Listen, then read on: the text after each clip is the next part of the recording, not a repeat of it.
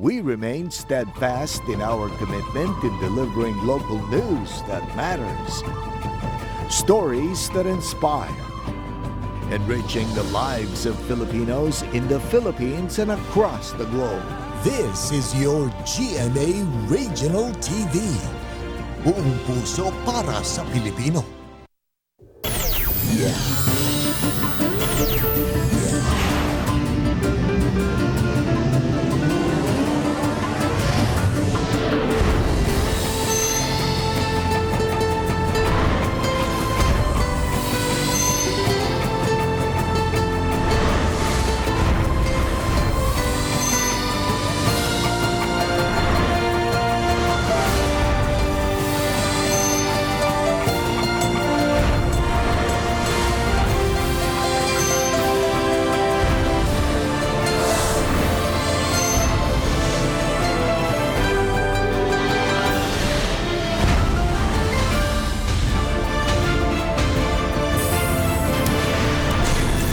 Ang GMA Regional TV Balitang Bisdak.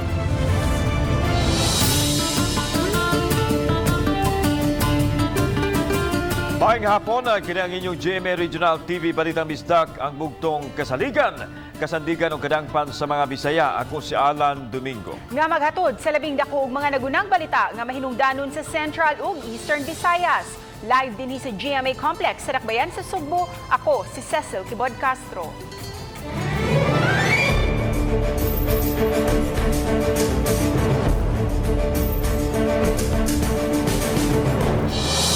Niumolog special team ang Talisay City Police aron maoy mo tutok sa seguridad ug sa ugalinaw sa pagsugod na sa campaign period karong Biyernes. Talisay City Police mipahimangno sa mga supporters nga kalmado lang ug dili mag-away. Si Femari Dumabok sa report.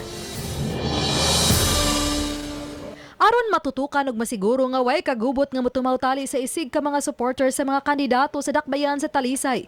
Giumol sa Talisay City Police ang special team. Gipasabot ni Police Lieutenant Colonel Randy Caballes kini aron usab matutukan ang kampanya batok sa illegal ug nagkadiang kriminalidad. Ang LGU informed diri sa ato ang opisina kung asa ang mga schedules, ano sa mga schedules ug asa ang mga venues sa ilang mga rallies para ang ato ang assign ta og personnel nga mo-secure sa ilang mga events. Subling pahinumdum ni Caballes sa mga kandidato nga mo-focus lang sila sa ilang mga plataporma ug dili na maglinabayay pa og hugaw aron kalikayan nga mosangpot kini sa kagubot. Gipahimangnuan na usab daan ang mga supporters nga kalmado lang. Hinuon gyulagway nga sukad pa kaniadto malinawon ra ang piniliay sa dakbayan. Usa sad na sa ato ang istorya sa mga leader sa mga kandidato dinhi sa Talisay nga sila na ang mo control sa ilang mga supporters nga dili na maka-trigger para magkagubot ang tagsa-tagsa ka panig. So sila na ang dapat mo hangyo. Uba ni Jun Solon, ako si Femari Dumabok. Balitang Bisdak. Puntay Ganyo Port sa dakbayan sa Lapu-Lapu isugda na sa pag-ayom-ayom. Samtang ang income sa duha ka pantalan sa disgutang syudad, padayong misaka human sa Bagyong Odette. Siloan meron din sa report. Sukad niadtong Lunes, gisugda na pagtrabaho ang Punta Engaño Port. Kinibisan pa man kung wa pa makuha ang cargo ship nga Fortune Express nga nabanla sa dapit atol sa pagkusukuso sa Bagyong Odette. Kanang barko magsugod po na og buak shipbreaking operation para magamit ng pantalan. Matod ni Engineer Sofronio Magdadaro, manager sa Engineering Services Department sa Cebu Port Authority, nga sa pag-ayom-ayom sa pantalan, usbon usab ang disenyo niini nga susama sa disenyo sa pantalan sa Santa Rosa, Olango Island. Nasuta sa CPA nga sagad sa mga pantalan nga nagusbat sa Bagyong Odette kadtong mga causeway type wharf. Ang iyang design is on pile na siya, sit on pile. Ang iyang slab, architect niya, reinforced concrete deck is set on pile. So nalabis ay poste ba, haligi pa rin sa Santa Rosa. So that ang tubig, lusot-lusot na siya. Mukabat sa 90 milyones pesos ang gahin sa pagpaayom-ayom ni ining Punta Engaño Port. Ug gilaumang mahuman kini napo ngadto sa 12 ka buwan gikan karon. Dugang ni Engineer Sofronio, laing kontraktor usab ang gitahasan sa pagpaayom-ayom sa ticketing area ug sa passenger terminal. Mukantidad sa 6.9 million pesos ang gahin niini. Sa pagkakaron, bugtong mga pang-island hopping lang ang mga motorbangka nga modunggo sa Punta Engaño Port kay gibalhin na sa Roro Port sa Cordova ang tanang biyahe sa cargo. Apan bisan pa man niini, misa ka gihapon ang combined income sa duha ka mga pantalan sa Lapu-Lapu City nga giduma sa CPA, ang Punta Engaño Port ug ang Santa Rosa Port itandi sa wa pa maigo ang bagyong Odette. Kun kaniadto mo average sa 355,000 pesos matag buwan ang income sa duha ka pantalan, karon mo kapina sa 400,000 pesos matag buwan. Mahal man ang pangayo nato sa kuan kanang dagan ang minimum ba, hindi sa una ikarga nila truck gikan diri sa Hilton Port, ya kausar man na bayran ang truck. Ya dito sa kay na tigi-tigi man mo na increase gamay kay dagan minimum. Uban ni Marlon Melgazo, Luan Mirondina, Balitang Bisdak. Aprobado na sa COMELEC Manila ang hangyo nga mabalhin ang usa ka polling place sa Mandaue City tungod sa damage nga gibili ni Bagyong Odette sa usa ka eskwelahan. Ang report ni Nico Sereno. Sa pag-igo sa bagyo na damage kining building sa Tingob Elementary School sa Mandaue City, ang maong eskwelahan usa-unta sa unang napiling polling place o butaranan sa umaabot nga eleksyon. Matud sa tagduma, tungod niini dili sila maka-provide sa gidaghanon sa mga classrooms sa presinto. Di may maka-cater 12 classrooms. It's because of the Typhoon of Odette damage. Ang among roofing. So once nga muuwan siya, manaog jud ang tubig down diya sa office sa principal. Gipahibaw sa kadaguan sa COMELEC Mandaue, aprobado na ang request nga ibalhin ang polling place. Gikan sa elementary school, gibalhin kini karon sa Tingob National High School. Nangandam na niini ang eskwelahan ug usa sa ilang preparasyon ang pagpatan-aw sa linya sa ilang kuryente. Naghuwat mi sa engineer's office para pag-check sa mga wirings. Okay. Mano'y crucial kay tanan nga. Nigkandak niya sa election pag maabta gabi mga wagtang suga. Sa maong polling place, adunay unom ka clustered precincts nga gibanabanang mo cater sa 4,214 ka mga botante. Pabor sab kuno ang high school, sanglit mas daplin kini sa dakong kalsada. Approval. Na yung mga requirements ana, magpadala pag picture, kunya napay certification, kunya amo pang certification nga among gitan-aw ngadto, nag-conduct ng inspection. Kanya pag-submit dito, ila pa ng aprobahan niya. In fact, nanatay pa ng approval na. Sa Mandaue City, bugtong sa Tingobra nga polling center sa eleksyon ang gihangyo nga ipabalhin. Uban ni Godfrey Relien, Nico Sereno, Balitang Bisdak. Dili na kinahanglan maadtupan sa Portugal aron makabot sa Capilinia o Chapel of Apparition sa Our Lady of Fatima tungod kay natukod na ang replika nini dito sa lungsod sa San Remigio sa Sugbo nga ginakdang ikonsagrar sa sunod buwan. Ano ang report? Sa Pizza 4 sa Abril, gidakda ang consecration sa Capilina o Chapel of Apparition nga naimutang sa barangay Lambusan, San Remigio, Cebu. Buksan ang kalihukan sa usa ka vigil nga sugdan sa Abril 3 sa gabi. Nasayran nga ang Capilinia mao ang gitukod nga kapilya didto sa Cova de Area sa Fatima diin nagpakita ang mahal nga berhen sa tulo ka mga bata. Aron may mabisita ang mga devoto sa mahal nga berhen sa Fatima, gitukod ang replika. Ang gitukod nga replika sa San Remigio mao ikaupat sa tibuok kalibutan ug 11 sa Asya. Natukod ang Capilinia sulod sa pandemic nga gigahinan og 35 milyones ka pesos. Busa gihangop kini sa simbahan ug sa mga magtutuo. This is God's blessing, a very special blessing to us in Cebu. We know the story when WAF decided to have a Capilinia built in Asia. They decided it should be in the Philippines. And if it is Philippines, it should be in Cebu. 6,000 ka mga tao ang gikinakdang mutambong sa kalihukan o gikinahanglan nga mukuha og ID daan. Ang mga sakinang gikinahanglan nga adunay car pass. Hugot nga seguridad ang ipatuman pinaagi sa pagpakigalayon sa kapulisan. The number of the security is assured enough for the pilgrims nga ma-wan kita, ma-secure kita. Nahaom ang Kapilinya Consecration sa ika-500 katuig nga kasumaran sa paghangop sa Kristyanismo sa nasod diin nahimong duyan niini ang Sugbo. Kauban si Cleofer Lumayag ug Rod Prado, ako si Alan Domingo. Balitang Bisdak.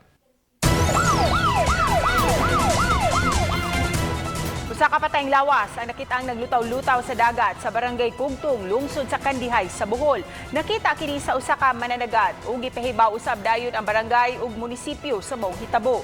Gila ang biktima nga si Romeo Orapa, 40 anyos ug mulupyo sa barangay Tambungan, Kandihay. Base sa paghiling sa Municipal Health Office, walay nakitang foul play sa kamatayon ni Orapa. Sumapa na ginusarang naligo ang biktima ug posibleng nalumos.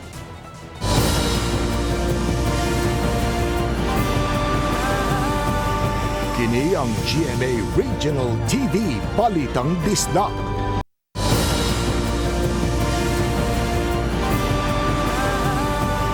Kini ang GMA Regional TV Balitang Bisdak. Mas gihingusgan ang training sa mga force multipliers o mga volunteers nga moabag sa kapulisan sa paghimo silang tahas sa kabarangayan. Adunay live report si Nico Serino. Nick.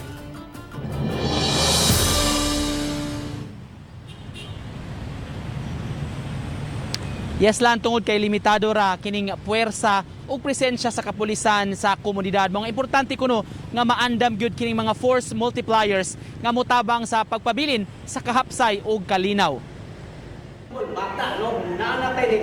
Self-defense ug unsaon pagkontrolar sa usa ka individual padanglit kun kini magmaoy. Kabahin kini sa training nga gihatag sa mga force multipliers sa barangay Labugon, Mandawi. Kaganiha, lakip sa gikat-una nila ang basic skills sa arnis nga gilaumang makatabang sa ilang tahas. Tubong. Oo. Bisag anak ko na yan yung sold ko din. Yung paong ko rin. So, ang sakto ang tahanan ko na yung posisyon. Ito ka, diri ko, madanak siya. Di ba? Diri ko, da siya. Pugi! Gawas ni ini, kitudlo sab kanila ang husto nga pamaagi sa pag-aresto ug pagposas sa usa ka tawo. May mga techniques nga gitudlo kun magmagahi kini ug mulugnot. Ang grupo sa mga volunteers sagad gilangkuban sa mga barangay tanod, gitap sa kapulisan aron makatabang kanila sa ilang trabaho. Para mabantayan ang mga kriminalidad sa drugs, anti-terrorism, mga tanang klase sa kriminalidad. Gawas sa training, dunay lecture usab alang sa mga force multipliers sa importante nga mga palisiya ug balaod sa ilang trabaho. Naglakip kini sa mga legal ug balido nga pag-aresto ug ang mahimo sa mga officers sa balaod. Ang taga-Philippine Army mi lecture usab kabahin sa ilang kampanya kontra communist armed conflict. Para naay makatabang na mga kapulisan kay gamay ra mo gyud kapulisan dili sa Mandawi, naay mga civilian nga makatabang na mo in case ug naay mga emergency naay dali makasumbong. Matod sa hepe sa Station 3 sa Mandawi nga plano nila nga tanang unom ka mga barangay sa ilang tibok jurisdiction mumobilize og mutap gyud sila nini mga force multipliers nga dako kay tabang sa ilang trabaho ug pagpabilin gyud sa kahapsay sa dakbayan. Lan? Daghang salamat, Nico Serino.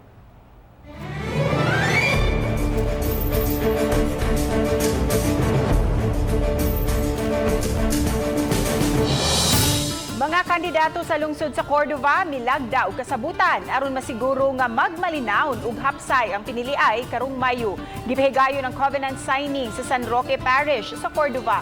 Gipasiugdahan kini sa Cordova Police pinaagi sa abag sa COMELEC ug DILG. Sa maong covenant signing gidasig dili lang ang mga kandidato apan lakip na ang ilang mga tigpaluyo. Mga botante ug ang tibuok komunidad nga magtinabangay nga malikayan ang unsa mang pagtisok ug kasamok ug mapabili ng integridad sa piniliay. Mitambong sa covenant signing ang mga kandidato sa duha ka mga dagkong partido sa lungsod nga sila si incumbent Mayor Mary Therese Toycho ug laing grupo nga gipanguluhan ni incumbent Councilor Cesar Didoy Suwan. Arsobispo sa Sugbo Jose Palma miyawhag sa mga kandidato nga magtinarong silang pagpangampanya ug sa samang higayon mosalmod sa mga debate aron masayran ang ilang mga programa sa pagsulbad sa suliran sa nason. Anong report? Karong Marso 25 na magsugod ang kampanya sa mga lokal nga kandidato busa may awhag ang arsobispo sa mga magpapili ug sa mga mopili sa umabot nga eleksyon. Pipila nini ang pagkamatinud-anon ug pagbaton sa pagtahod sa usag-usa aron malikayan ang kagubot. In general, we respect and we thank those who really believe that if ever elected, they can render good service to the community. Samtang gidasig usab ni Archbishop Palma ang mga kandidato nga magpahigayon og debate. Kini aron masayran unsaon sa pagtubag ang mga nagunang isyu nga giatubang sama sa kakabus. Gidagdang subling mopagawas og pastoral letter ang simbahan dinhatagan ini og gibugaton ang batasan sa mga magpapili. Character, competence, and their commitment. No? Natuo kita nga tinuod gyud nga sincero no, in the desire to really serve the people. Samtang nanawagan ang kumilig sa mga kandidato sa pagkuha na sa ilang mga campaign materials nga wa mahasubay sa lagda sa kampanya. Be reminded na napagyud ang COVID-19, napagyud sa surroundings na to, no? So kindly please observe the health protocol. Kauban si Cleofer Lumayag ug Rod Prado. Ako si Alan Domingo. Balitag Bisdak. Mga tricycle driver sa dakbayan sa Talisay gipasidan-an sa Talisay City Police nga dili magpagamit sa illegal nga kalihukan sama sa pagpamaligya ug gidiling drogas. Ang report ni Femari Dumabo. Dulaan sa 300,000 pesos nga baloro sa ginadiling drogas na sakmit sa duha ka managlahing bypass operation gabii sa barangay Tabunok ug sa San Roque. Unang nadakpan si Franz Enricoso, usa ka technician, kinsa nakuhaan sa mobaloro sa 102,000 pesos nga gituhan nga shabu. Sunod nga nasikop sila si Roderick Casas alias Agta, construction worker, ug si Rolando Labalan, tricycle driver. Nakuha gikan kanila ang mobaloro sa 170,000 pesos sa gituhang illegal nga drugas. Ang tulo taga Inayawan, Cebu City, apan lakip sa gipanghagbungan sa illegal nga drugas, ang pipila ka bahin sa Talisay City. Matod sa hepe sa Talisay City Police Station nga ang tricycle ni Labalan maoy gikargahan sa illegal nga drugas. Tricycle driver ni siya, gigamit lang niya iyang pagka-tricycle driver nga maoy mo transport sa illegal drugs. Muna nga nag-father check pata sa background na ning duha if napabagin ni sila yung mga records. Di man taga Talisay City ang mga dinakpan apan gipasidan-an sa kapulisan ang 1,600 ka mga tricycle drivers sa syudad. Makigalayon sila sa City Toda o sa mga barangay opisyal aron pagsubay sa background sa mga tricycle drivers sa dakbayan. Pagsiguro nga di sila magamit sa illegal. Koordinita sa City Toda ni Joy Tumolak para sa atuang information sharing din para pod sa ilang part o unsa pod ilahang ma-contribute ani sa mga nag-front o mga tricycle drivers. Karong hapon makigtagbo si Cabalya sa mga habal-habal driver, e-bike ug tricycle drivers aron mapasidan-an nga likayan nga magamit ang ilang mga motorsiklo, e-bike o kaha tricycle sa kriminalidad. Uban ni Jun Solon, ako si Femari Dumabok. Balitang Bisdak. Tukuron sa siyudad sa Mandawi ang bagong sports facility nga gilaumang magkatabang sa kabatan-unan sa ilang paugnat sa kusog. Ang detalye sa report ni Nico Serino. Dinhi sa usa ka 3 hektarya nga yuta sa may barangay Paknaan, gikonsidera nga tukuron ang Mandawi Sports Facility. Sa Phase 1 sa mong proyekto, lakip sa tukuron ang basketball court, offices, track oval, ingon man road network. Gibanabanang mubalor kini og 51 million pesos. Gihimo ang simple nga seremonyas sa groundbreaking sa proyekto nga gitambungan sa mga city officials. Humana ang reprapping niya ang atoang road network gisugdan na sad mag parallel ni sila aron ining kahuman. 6 months ang giingon sa contractor, 6 months from now humanon ang phase 1, Olympic size oval. Basketball courts, tennis courts, and soccer field, and football field. Ang phase 2 sa proyekto, mugasto sab og 30 milyones pesos. Apil na sa trabaho ang pagpa-rubberize sa track oval. Gusto sa dakbayan, pinaagi niini mahatagan og importansya sa katawhan ang ilang panglawas labi na karong panahuna. Nakita na to ang importansya ilabi na sa ato ang parks and open spaces ug labi na nga highly urbanized nga city apan wala tay sports center. So dako kayo ni og advantage og tabang adto ato ang mga kaigsuonan nga mga atleta. Uban ni Godfrey Relien, Nico Sereno, Balitang Bisdak. Mao kini ang sitwasyon karon sa may Salinas Drive sa Barangay Lahog sa Cebu City. Ato makita ang traffic situation nga luag pa ang tagan sa mga sakyanan dinig mga orasa. At ay adugan pa ang mga balita sa pagbalik sa Balitang Bisdak.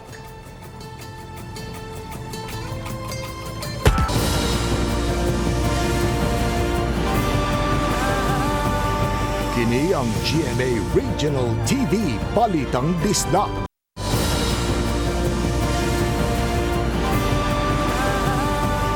Kini ang GMA Regional TV Balitang Bisdak.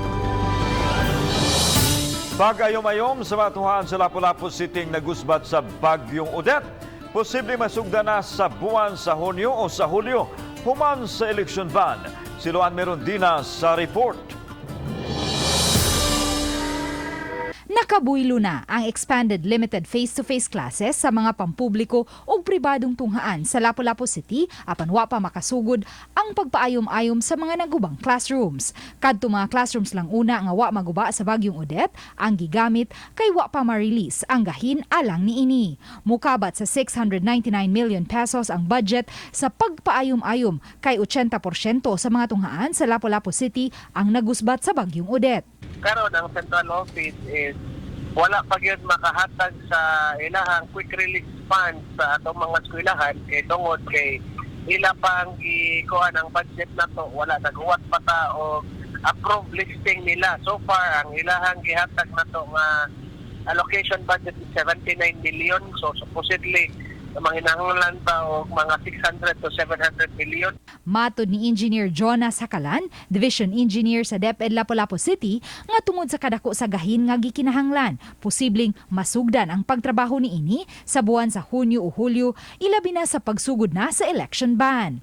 2 bilyones pesos lang usab ang anaa sa quick release fund sa DepEd ug ubay-ubay nga mga tunghaan lukop nasod ang gahinan niini. Kung ma-release man gani naron between March to May, for sure maka-award niya na o ma-award na mo contractor ari na siguro sa June or July. Uban ni Marlon Melgazo, Luan Merondina, Balitang Bisdak. Mupa si Ugda og Voters Education alang sa mga PWD ug senior citizens ang Commission on Election COMELEC sa Sugbo ug Mang-Adlawa. Ani ang report. Tinguha si COMELEC nga mapaabot ngadto sa mga vulnerable sector nga mahinungdanon kaayo ang ilang pagsalmot sa eleksyon bisan pa man sa ilang kahimtang. Ang mga PWD ug senior citizens nga dili makahimo sa pagsaka sa mga voting center nga mahimutang sa matag-as nga building, mamahimo ra silang serbisyuhan sa ubos diin adunay staff nga moatiman kanila. Lakip kini sa isgutan ug mga adlaw sa gipasugdahan nga kalihukan uban ang commissioner gikan sa kauluhan. They can vote, no? Di sila na deprive sa ilang right to vote because we actually acknowledge that their right of suffrage is sacred. Samtang himuon usab ang demonstration sa paggamit sa vote counting machine. Bukas ang kalihukan nga himuon sa usa ka mall diha sa North Reclamation Area sa Cebu City. Kauban si Cleofer Lumayag ug Rod Prado, ako si Alan Domingo. Balitang Bisdak. Pagpananom og baka og libreng serbisyo alang sa kababayan mao'y pipila lang sa kalihukan sa Women's Month celebration sa Dakbayan sa Talisay ug Mandaue. Si Femari Dumabok sa report. Nananom og mga bakhaw sa baybayon sa Barangay Dumlog ang kababayan sa Dakbayan sa Talisay uban sa mga babayeng personnel sa Talisay City Police Station. Gawas nga naghatag kini og bili sa kababayan ni Women's Month, gusto usab nilang pahimug-atan ang kamaynungdanon sa kalikupan. Si tinta ka mga seedlings sa mangroves ang ilang gitanom sa coastal area sa Dumlog. Naglecture usab ang mga pulis sa balaod nga nanalipod sa kababayin-an. Samtang libreng serbisyo usab sama sa X-ray alang sa kababayin-an sa dakbayan sa Mandawi ang gilusad. Gitumong kini aron maabagan usab ang kahimtang sa panlawas sa mga babay. Napukaadlaw gikan karon mahimong makuha na nila ang X-ray result. Samtang sa Abril 1 na himuon ang closing activities sa Women's Month sa syudad diin laing akalihukan ug serbisyo gihapon ang itanyag. Uban ni Jun Solo no Godfrey Rilien. Ako si Femari Dumabok. Balitang Bisdak.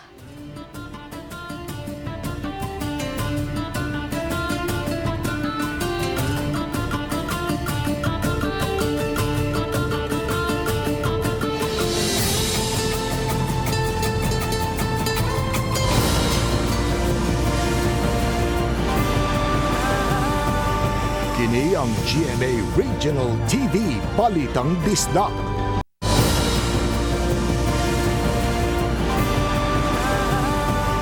Kini ang GMA Regional TV Balitang Bisdak. Human sa kapintulo ka buwan, aduna pa'y mga biktima sa Bagyong Odette sa dakbayan sa Talisay. Ngawa pagkadawat og ayuda, dulaan sa 20,000 kanila ang hataganan pa. Ang report ni Femari Dumabok. Gipibaw ni Talisay City Social Welfare Officer nga kapin sa 4,000 niini nalakip na sa kapin 40,000 nga naa sa listahan nga makadawat sa tag 2,000 pesos nga ayuda alang sa mga partially damaged. Apan wa maklaim tungod sa daghang rason sa tagtungod. Giuna sa pagapod-apod ang maong mga unclaimed ngadto sa napo ka barangay.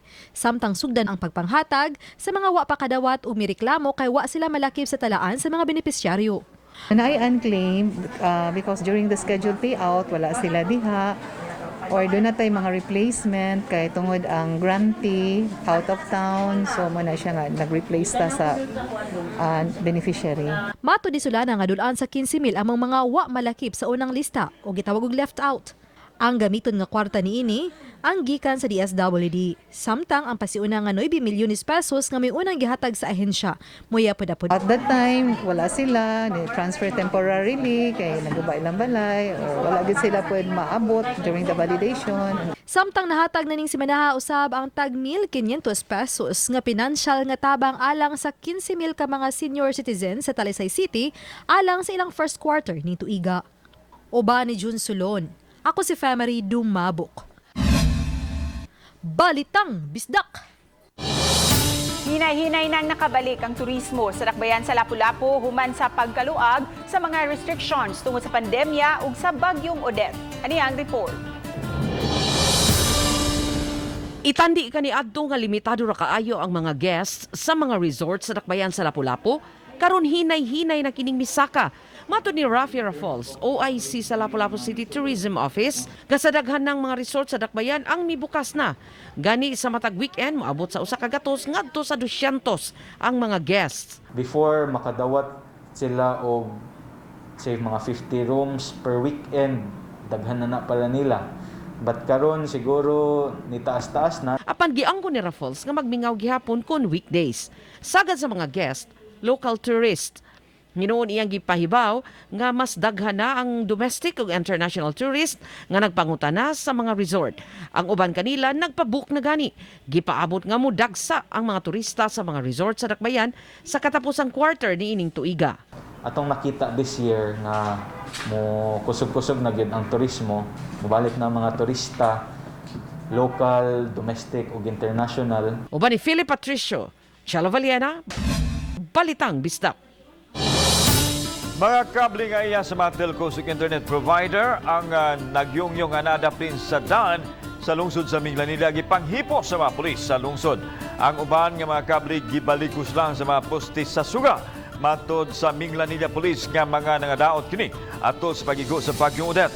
Sila na lang unang naghipos aron kalikayan nga adunay mabitig o madisgrasya nga mga pedestrian ug bisan mga motorista.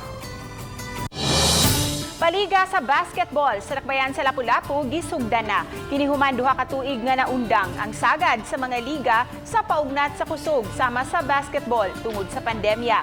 Gisugdan ang Unified Homeowners Association Cup diin 18 ka mga team gikan sa nagkalain-laing subdivision sa Lapu-Lapu City ang magtigi. Mato ni Mark Alabastro kinsa maoy mipasiugda sa kalihukan nga usa kini sa paagi aron mas magkasinabtanay sila nga mga homeowners o kuno galing may mga problemang mutumaw dali nila kining marisulbar.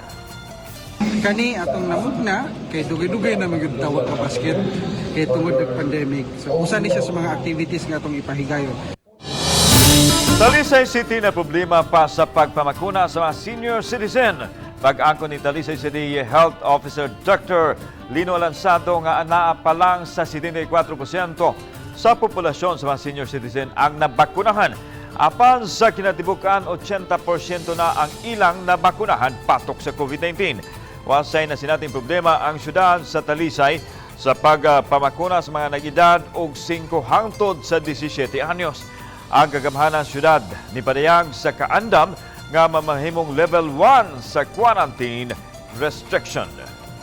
Director Bernadas mismo nagpadala na siya o mobilization team para mutabang o information dissemination ani nga mga age group. Nadawat na sa Commission on Elections sa Dakbayan sa Lapu-Lapu ang opisyal nga kopya sa Election Day Computerized Voters List kung EDCVL. Ang EDCVL mao'y gamiton unya sa milangkob sa Electoral Board aron pagsuta ug magsilbing tamdanan kung ang usa ka botante anaaba sa opisyal nga talaan sa COMELEC. Nagsugod na usab og imprinta ang taga COMELEC Lapu-Lapu City Voters List nga ibutang gawas sa mga polling precincts.